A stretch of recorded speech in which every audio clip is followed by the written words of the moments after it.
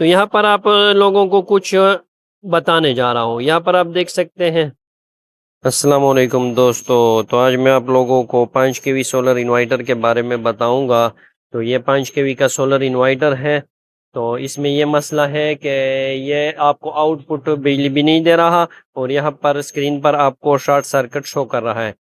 तो अब इसको चेक कर लेंगे और इसके अंदर जो मसला है उसको चेक कर लेंगे और किस वजह से ये मसला आया हुआ है उसको भी चेक कर लेंगे और इसका हल क्या है। तो सब इन तमाम फॉल्ट्स के बारे में आप लोगों को डिटेल के साथ बताऊंगा।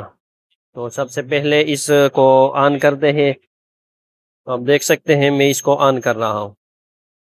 मैंने इसको ऑन कर लिया।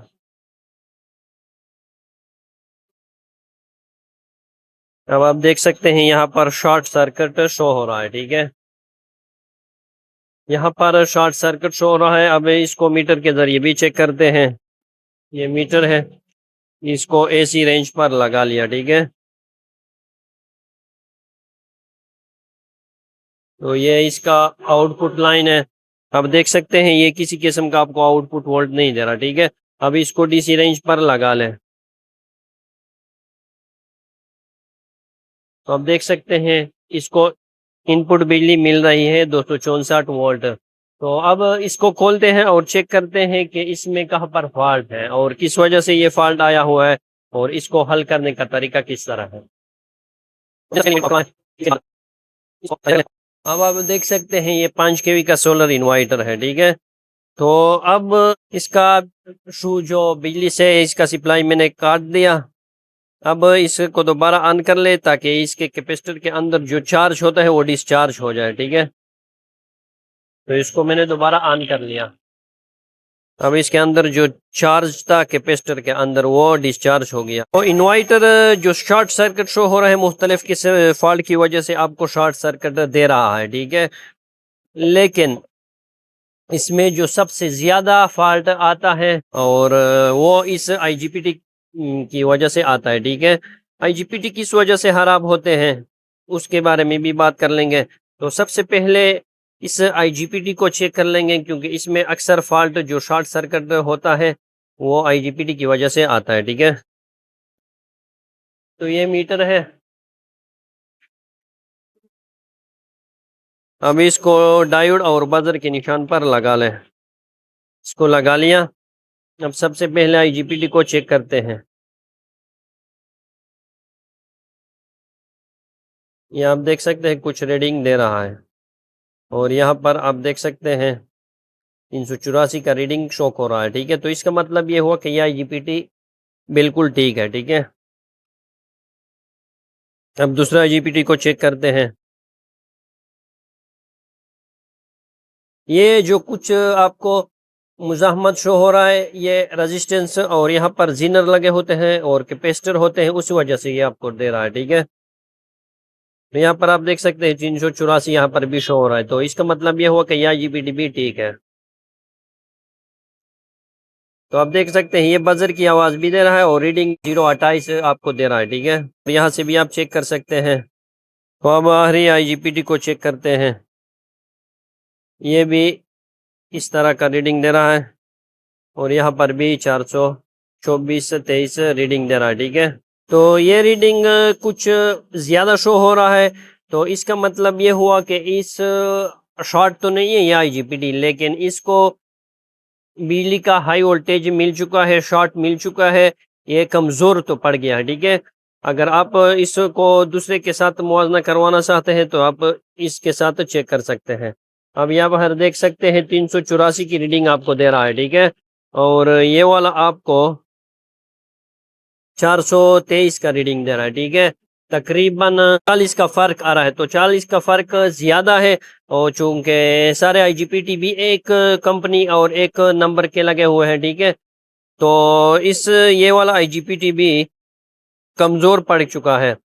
तो बेहतर तरीका ये है कि इन दोनों आईजीपीटी को आप चेंज करवाएं। ठीक है, और उससे पहले आपने सिर्फ आईजीपीटी को चेंज नहीं करवाना बल्कि इसके साथ साथ जो ये रेजिस्टेंस लगे हुए, जीनर डायोड लगे हुए हैं, ये कैपेसिटर लगे हुए, ये ऑटोकपलर लगा हुआ है, ये रेजिस्टेंस लगे हो और ये डायोड, ये उसको भी चेक कर लेंगे। ठीक है, तो आपने उन सब को चेक करवाना है कि ये जो IGBT है किस वजह से शॉर्ट हो चुका है। ठीक है, तो अब आपने सबसे पहले इस IGBT को हटाना है। तो आप देख सकते हैं यहाँ IGBT को मैंने हटा दिया कि 75T60 है। ठीक है, तो अब जो भी नंबर आप इससे हटा दे, फर्ज करें ये 75T60 है, तो आपने ज़रूर 75T60 की वो IGBT लगाना है। ठीक है, तो कोशिश कर ले कि किसी दूसरे IGBT का नंबर ना लगाए। अगर आपने वैसे ही लगाना है तो आपने सारे IGBT को चेंज करवाना है। ठीक है, तो सबको चेंज करवाने की किसी किस्म की कोई ज़रूरत नहीं। तो आप देख सकते हैं मेरे पास दो IGBT पड़े हुए थे। ठीक है, 75T60 के है। ठीक है, तो दोनों को चेक करते हैं। सबसे पहले इसको चेक करते हैं। तो अब अगर इस के साथ नहीं लगा सकते तो इस ये और ये वाला एक हिस्सा है। ठीक है, तो यहाँ पर भी आप इसके साथ लगा सकते हैं। तो आप देख सकते हैं यहाँ पर आपको कुछ रीडिंग नहीं दे रहा। ठीक है, अब इसके साथ आप देख सकते हैं 410 का रीडिंग दे रहा है, और इसी तरह इसको भी चेक कर लेंगे। यहाँ पर आपको कुछ रीडिंग नहीं दे रहा और यहाँ पर 413 का रीडिंग दे रहा है। ठीक है, तो तीन इनसे का कोई वो प्रॉब्लम नहीं है। तो इस दोनों IGBT को अब सबसे पहले यहाँ पर लगा लेंगे, लेकिन इसको डायरेक्टली आपने स्टार्ट नहीं करवाना। उससे पहले आपने जो जितने भी यहाँ पर रेजिस्टेंस है, जिनर है, ये कैपेसिटर है, ये वाले कैपेसिटर है, और ये डायोड है, ये रेजिस्टेंस है और ऑटो कपलर है, इसको ज़रूर आपने चेक करवाना हो सकता है इसमें किस कोई भी कंपोनेंट अगर शॉर्ट हो तो आपके IGBT दोबारा ब्लास्ट हो सकते हैं। ठीक है, तो सबसे पहले इसको लगा लेंगे।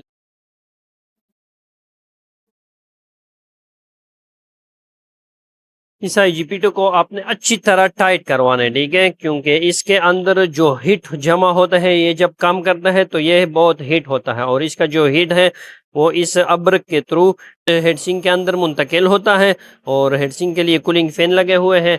ठीक है, तो उस कूलिंग फैन के ज़रिए से ठंडा होता है मुसलसल ये हेडसिंक, और IGBT के ब्लास्ट होने के चांसेस नहीं होते। ठीक है, और ये अब्रक इसको इंसुलेट करता है बॉडी से।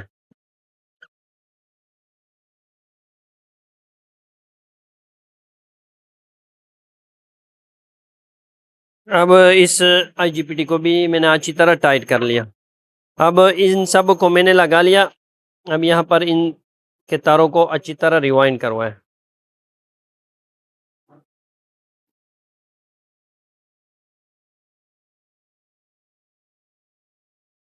अब दोनों IGBT को मैंने अच्छी तरह रिवाइंड करवाया। ठीक है, अब आपने सबसे पहले इस रेजिस्टेंस को चेक करवाना है। ठीक है, तो रेजिस्टेंस चेक करने के लिए मेरे पास अलग मीटर है, उससे चेक कर लेंगे। तो अब रेजिस्टेंस के मोड पर लगा लें।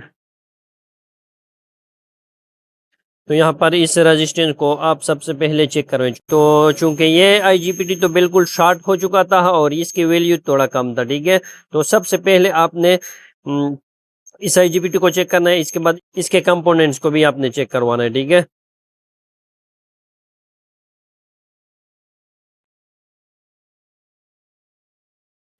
तो आप देख सकते हैं 5.9 ओम रेजिस्टेंस आपको शो कर रहा है। ठीक है, और यहाँ से जो अच्छे वाले थे, जो ठीक ठाक थे, उसके साथ इसको को चेक कर लेंगे।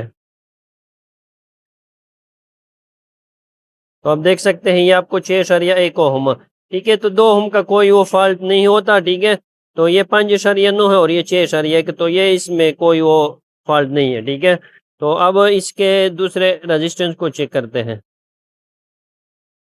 15.4 ओम रेजिस्टेंस आपको शो कर रहा है, और इसी के साथ साथ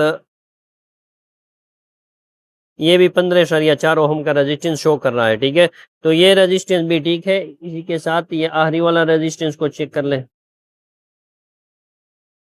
ये 9.7 के का रेजिस्टेंस आपको शो कर रहा है। ये असल में 10 के का रेजिस्टेंस होता है, 10 के का, तो 9.7 9.8 के रेजिस्टेंस आपको शो कर रहा है। ठीक है, और इसी के साथ साथ और यहाँ पर भी आप देख सकते हैं 9.7 के का रेजिस्टेंस आपको शो कर रहा है। ठीक है, तो ये 10 के का रेजिस्टेंस होता है, और ये 5.6 ओहम का रजिस्टेंस होता है और इसी के साथ साथ ये 15 ओहम का रजिस्टेंस होता है और ये 10 के का रजिस्टेंस होता है, ठीक है, किलो ओहम का रजिस्टेंस होता है। तो ये रजिस्टेंस तो बिल्कुल ठीक है। अब इस ऑटो कपलर के लिए जो रजिस्टेंस लगाया जाता है उसको भी चेक कर ले हैं। तो आप देख सकते हैं इशारिया 264 के, ये 270 ओहम का रेजिस्टेंस होता है। तो ये 200 इशारिया में आपको शो कर रहा है मीटर, तो ऊपर के लिखा हुआ है, ठीक है, तो बिल्कुल ठीक है। 2 मतलब 270 ओहम का रेजिस्टेंस, ठीक है। और इस वाले रेजिस्टेंस को भी आप चेक कर सकते हैं, ये भी इशारिया 264 के का आपको शो कर रहा है। तो अगर आप इसको ओहम में कन्वर्ट कर ले तो ये 264 ओहम का रजिस्टेंस होता है, ठीक है। तो ये असल में 270 ओहम का रजिस्टेंस होता है, चूंकि मीटर में भी कुछ फर्क होता है और रजिस्टेंस चूंकि इस्तेमाल हुआ है तो थोड़ा वैल्यू कम और नीचे होता है, वो कोई प्रॉब्लम नहीं है, ठीक है। तो इसी के साथ साथ इस IGPT के लिए जो रजिस्टेंस इस्तेमाल होते हैं उसको भी चेक करते हैं। तो आप देख सकते हैं ये भी 6.1 ओम का रजिस्टेंस शो कर रहा है, ठीक है, तो ये भी बिल्कुल ठीक है। और इसी के साथ साथ ये भी 15.4 ओम का आपको शो कर रहा है, ठीक है, तो ये भी बिल्कुल ठीक है।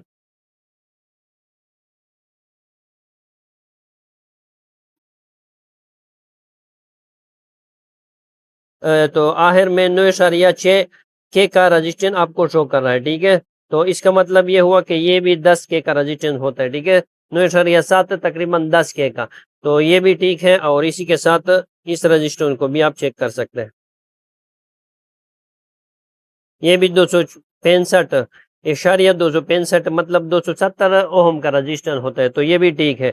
तो इसके जो रजिस्टेंस यहाँ पर लगे हुए हैं वो तो ठीक है। अब इसको साइड पर कर लें और तो अब इस मीटर के ज़रिए से डायोड, जेनर और ऑटो कपलर को चेक कर लेंगे। तो सबसे पहले जेनर को चेक करते हैं।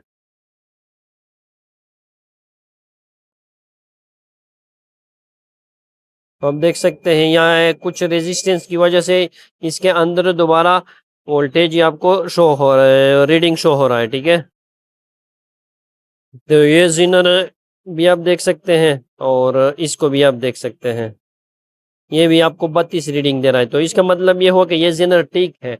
ये जो रेजिस्टेंस लगे होते हैं उसके थ्रू करंट जाता है, तो उसी वजह से ये आपको रीडिंग शो हो रहा है, ठीक है। अगर इसमें शॉर्ट था या खराब था, तो अगर खराब था तो ये बिल्कुल आपको रीडिंग शो नहीं करेगा, ठीक है। इसी तरह का निशान आएगा, चूंकि इसमें बिजली पास नहीं होती तो ये आपको शो नहीं करेगा। और अगर शॉर्ट था तो ये आपको इसी तरह का 00 वो ऑप्शन देगा, तो वो शॉर्ट होगा, ठीक है। तो ये चूंकि आपको रीडिंग दे रहा है तो ये ठीक है। इसी के साथ ये दूसरे जीनर को भी आप चेक कर सकते हैं, ये आप देख सकते हैं, ये आपको रीडिंग शो कर रहा है, ठीक है। और अब इसको दूसरे साइड पर करवा दें तो ये आपको थोड़ा रीडिंग आप भी शो कर रहा है, ठीक है। तो वो तो चूंकि रेजिस्टेंस के थ्रू आता है तो ये भी ठीक है। अब या इस जीनर को भी आप देख सकते हैं, ये भी आपको रीडिंग यहाँ पर कुछ रीडिंग शो कर रहा है, ठीक है। और इसी के साथ साथ यहाँ पर भी कुछ, तो ये भी ठीक है। अब इस जीनर को भी आप देख सकते हैं, ये भी आपको 32 शो कर रहा है और इसी तरह यहाँ पर भी आपको 32 रीडिंग दे रहा है, तो ये भी ठीक है, ठीक है। तो अब इस डायोड को चेक करते हैं। तो डायोड के साथ तो चूंकि रजिस्टेंस नहीं लगा हुआ है, इसी आपको यहाँ पर रीडिंग नहीं दे रहा और अब यहाँ पर रीडिंग दे रहा है, तो डायोड भी ठीक है। और इसी के साथ साथ ये डायोड भी चेक कर सकते हैं, यहाँ पर आपको 532 रीडिंग दे रहा है और इसी तरह यहाँ पर आपको रीडिंग नहीं दे रहा, ठीक है। तो डायोड ये वाला भी ठीक है। तो यहाँ पर आप लोगों को कुछ बताने जा रहा हूँ, यहाँ पर आप देख सकते हैं, ये तो चूंकि रेजिस्टेंस के थ्रू आपको रीडिंग दे रहा है और दूसरे साइड पर आप लोगों को दिखा रहा हूँ। तो आप देख सकते हैं ये रीडिंग मुसलसल कम होती जा रही है, ये इस वजह से कम होती है चूंकि यहाँ पर ये पीएफ भी लगा हुआ है, ठीक है, और ये दूसरा डीसी कैपेसिटर भी लगा हुआ है। तो उसी के अंदर ये कुछ इलेक्ट्रॉन्स जो होने जज़ब होते हैं, ठीक है। तो उसी की वजह से ये आपको मुसलसल रीडिंग थोड़ा कम होता जा रहा है, ठीक है। ये पीएफ होता है और ये कैपेसिटर, तो इसमें किसी किस्म का कोई वो प्रॉब्लम नहीं है, ठीक है। और इसी तरह ये पीएफ भी होता है। असल में ये वोल्ट जो इलेक्ट्रॉन होते हैं ये डीसी कैपेसिटर जज़ब करता है, ठीक है। तो इसी के साथ तो ये चेक हो गया। अब यहाँ पर आपने ऑटो कपलर आईसी को चेक करना है। तो उसको चेक करने का बहुत आसान तरीका है, यहाँ पर आप देख सकते हैं। ये टीएलपी आप देख सकते हैं, ये टीएलपी 250 है, ठीक है। तो अब ये यहाँ पर आप दोबारा इसको देख सकते हैं, 1180, और ये इसी के साथ भी 1180, ठीक है। तो अब इसको तब्दील करवाएं।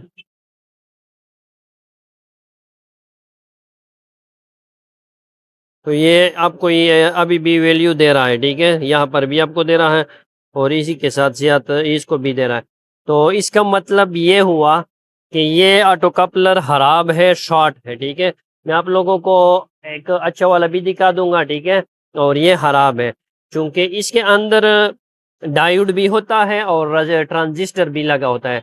तो एक डायोड के थ्रू आपको बिजली दे रहा शो करेगा, और डायोड का एक फंक्शन भी है कि आपको एक साइड से बिजली शो दे रहा होता है, उसमें बिजली पास होती है, और दूसरी साइड से आपको कुछ भी नहीं देता, ठीक है। तो चूंकि ये स्विचिंग का भी काम करता है, लेकिन इसमें तो दोनों साइड से बिजली पास होती है, ठीक है। और इसी तरह ट्रांजिस्टर में भी इसी तरह होता है कि एक साइड से आपको रीडिंग दे रहा होता है और दूसरी साइड से आपको कुछ नहीं शो होता, ठीक है।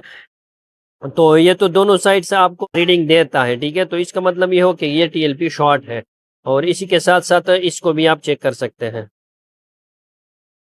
ये टीएलपी आप देख सकते हैं, टीएलपी 250 है। तो अब इसको भी चेक कर लेंगे।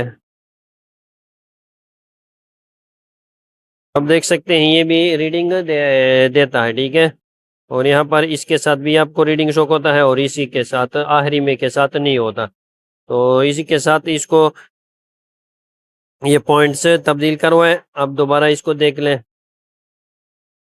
यहाँ पर भी आपको रीडिंग दे रहा है, इसके साथ साथ भी इसको भी, और इसी के साथ इसको भी। तो ये भी शॉर्ट है। तो अब मैं नए आपको ऑटो कपलर आईसी निकालता हूँ और उसको चेक करते हैं। तो आप देख सकते हैं ये टीएलपी 250 है। तो अब इसको चेक करते हैं। ये इसका 5 वाला पॉइंट है, और ये 6 है, ये 7 है, और ये 8 है, ठीक है। तो 5 और 6 को सबसे पहले चेक कर ले, तो किसी किस्म का कोई वो वैल्यू नहीं दे रहा, ठीक है। इसी के साथ साथ आप देख सकते हैं ये 7 के साथ भी 5 और 7 के भी आपको किसी किस्म की वैल्यू नहीं देता, ठीक है। और इसी के साथ साथ आप 8 को भी देख सकते हैं, ये भी आपको किसी किस्म का वैल्यू नहीं दे रहा, ठीक है। तो अब इस पॉइंट्स को उल्टा करते हैं। तो अब दोबारा इसको देख सकते हैं, ये 5 और 6 का आपस में आपको रीडिंग दे रहा है, ठीक है। और इसी के साथ साथ 7 के साथ किसी किस्म का कुछ रीडिंग नहीं है, और 8 के साथ भी आपको रीडिंग दे रहा है। तो इसमें ये एक डायोड लगा होता है और एक ट्रांजिस्टर, तो दोनों में एक साइड से बिजली पास होती है और दूसरी साइड से पास नहीं होता, तो ये ठीक है। और इसी के साथ साथ मैंने आप लोगों को ये भी चेक करवा दिए, तो ये वाले में दोनों साइड से बिजली पास होती थी, ठीक है। और इसके साथ साथ ये भी ठीक है, ये दोनों ऑटो कपलर नए हैं और ये ठीक है। और आप देख सकते हैं ये दो ऑटो कपलर की वजह से ये आईजीपीटी शॉर्ट हुए थे, ठीक है। ये आईजीपीटी असल में ये ऑटो कपलर भी कम और ज़्यादा वोल्टेज या हाई वोल्टेज की वजह से शॉर्ट होते हैं, या कम वोल्टेज की वजह से शॉर्ट होता है। और इसमें एक और मसला भी होता है, फर्ज करें कुछ टाइम बादल आ जाता है, तो उसी के दौरान तो लोग उसी से लोड चलाते हैं, मुस्तकिल लोड चलाते हैं, ठीक है। तो उसके साथ आपने ज़रूर इन्वर्टर के साथ प्रोटेक्टर लगाना है। अगर आपने प्रोटेक्टर नहीं लगाया तो इसी तरह के मसले आपके साथ हो गए, ठीक है। तो अगर प्रोटेक्टर लगाएंगे तो इसकी सेहत, ये इन्वर्टर के बहुत सेफ्टी होते हैं और ये जीपीटी खराब होने से बच जाते हैं, ठीक है। तो कुछ वक्त बादल आ जाता है, ठीक है। तो बादल की वजह से तो घर में चूंकि लोड कोई कम नहीं करता और या उसे पता नहीं चलता घर में, तो ज़्यादा इस पर लोड आने की वजह से आईजीपीटी भी खराब होता है। और इसके साथ आईजीपीटी के लिए चूंकि अनऑफ के लिए ये ऑटो कपलर लगे होते हैं, तो उसी वजह से वो भी खराब होते हैं, ठीक है। तो मैंने उसी वक्त सबसे पहले मैंने आपको ये ऑप्शन बताया कि आपने सिर्फ आईजीपीटी को तब्दील नहीं करवाना है, उसी के साथ साथ इस डायोड और रेजिस्टेंस सब चीज़ों को आपने चेक करवाना है और ऑटो कपलर को भी आपने चेक करवाना है, ठीक है। अगर वैसे ही आपने इसको तब्दील करवाया था और चेक किया तो दोबारा ये खराब हो सकते थे, ठीक है। तो अब इसका बिल्कुल ये मसला हल हो गया। तो आप दोबारा इसके साथ अगर प्रोटेक्टर लगा लें तो वो इसके लिए बेहतर सेफ्टी भी होगा और आपके जीपीटी खराब होने से बच जाएंगे, ठीक है। तो जैसे ही मैंने ये ऑटो कपलर निकाले थे उसी तरह आपने ऑटो कपलर इसके अंदर डालना है, ठीक है। तो ये इसका एक पॉइंट है। तो जैसे ही निकाले थे उसी के साथ साथ आपने उसी तरह आपने इसके अंदर डालने हैं। तो ऑटो कपलर को भी मैंने तब्दील करवा दिया। ऑटो कपलर के बारे में मुकम्मल डिटेल के साथ मेरे चैनल में इसकी वीडियो पड़ी हुई है, तो आप इसको देख सकते हैं कि ऑटो कपलर की पहचान आपने किस तरह करवानी है और सही और गलत को किस तरह आपने चेक करवाना है। क्योंकि इसके लिए ये सर्किट भी होता है, या ऑटो कपलर टेस्टर इसको बोलते हैं, ठीक है। तो इसके ज़रिए भी आप टेस्ट कर सकते हैं, लेकिन ये पायदार नहीं है। इससे बेहतर ये है कि आप इस मीटर के ज़रिए खुद चेक करवाएं, ठीक है। तो ये डिटेल के साथ मेरे चैनल में वीडियो पड़ी हुई है, तो आप उसको देख सकते हैं। तो इसके बाद आप देख सकते हैं, अब इसको ऑन कर लेंगे और इसको टेस्ट कर लेंगे कि ये काम कर रहा है या नहीं कर रहा है, और इसके वोल्टेज भी चेक कर लेंगे, ठीक है। तो अब दोबारा इसको चेक कर सकते हैं। तो हम देख सकते हैं ये मल्टीमीटर है। तो अब मैं इसको ऑन कर रहा हूँ। तो अब देख सकते हैं ये ऑन हो गया। तो अब आप देख सकते हैं ये बिल्कुल ऑन हो गया, ठीक है। अब इसके वोल्टेज चेक कर सकते हैं। तो अब ये मल्टीमीटर है, इसको मैंने एसी रेंज पर लगा लिया। अभी इसकी वोल्ट चेक कर सकते हैं। तो आप देख सकते हैं ये आपको 220 वोल्ट आउटपुट दे रहा है, ठीक है। तो आपका इन्वर्टर बिल्कुल रेडी हो गया, बिल्कुल हो गया, ठीक है।